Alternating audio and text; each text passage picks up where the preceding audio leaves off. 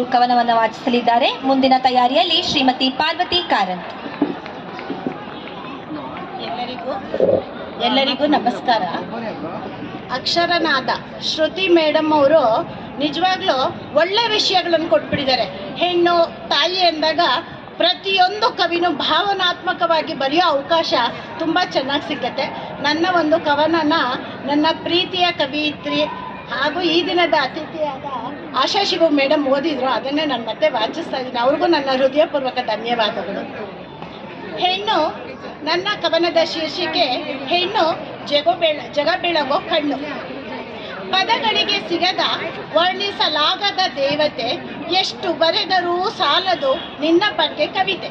ಯಾರಿಗೂ ಸಾಟಿ ಇಲ್ಲದೆ ತೋರುವೆ ನೀ ಮಮತೆ, ಹೆಣ್ಣೆ ನಿನಗೆ ಅರ್ಪಿಸುವೆ ಈ ನನ್ನ ಮನದ ಕವಿತೆ. ಹೆಣ್ಣೆನಿಸಿರುವವಳು ಮನೆಯ ಮಹಾಲಕ್ಷ್ಮಿ, ಹೆಣ್ಣೆ ಈ ಮನುಕುಲದ ಸೃಷ್ಟಿಯ ಆದಿಶಕ್ತಿ. ತನ್ನೆಲ್ಲ ಕಷ್ಟಗಳ ಬದಿಗೊತ್ತಿ ದುಡಿವ ಕ್ಷಮೆಯ ದರಿತ್ರಿ, ನೋವುಗಳನ್ನೆಲ್ಲ ಮರೆಸಿ ನಗಿಸುವ ಸಹನಾಮೂರ್ತಿ. ತ್ಯಾಗ, ಸಹನೆ, ತಾಳ್ಮೆ, ಸಂಸ್ಕೃತಿಯ ರಕ್ಷಣೆ ಇವಳಿಂದ.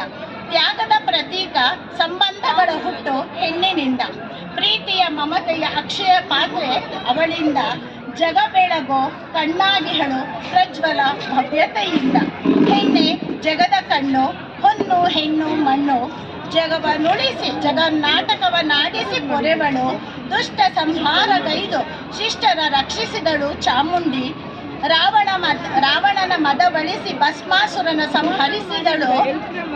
ಹೆಣ್ಣು ಪ್ರಧಾನಿ, ರಾಷ್ಟ್ರಪತಿ, ದಕ್ಷ ಆಡಳಿತಗಾರ್ತಿ, ವೈದ್ಯೆ, ವಕೀಲೆ, ವಿಮಾನ ಚಾಲಕಿ, ಪರಿಸರ ಚಿಂತಕಿ.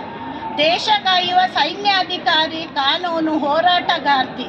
ಹೆಣ್ಣೆ ನಿನ್ನ ಕರ್ತವ್ಯ ಅಪಾರ ಶಕ್ತಿಗೆ, ರಾಷ್ಟ್ರ ಪ್ರೇಮಕ್ಕೆ ನನ್ನದೊಂದು ಹೃದಯಾಂತರಾಳದ ದೊಡ್ಡ ಸಲಾಂ. ಇಲ್ಲಿ ನೆರೆದಿರುವ ಎಲ್ಲ ಮಹಿಳೆಯರಿಗೂ ನನ್ನದೊಂದು ದೊಡ್ಡ ಸಲಾಂ. ಧನ್ಯವಾದಗಳು ಅವಕಾಶಕ್ಕಾಗಿ.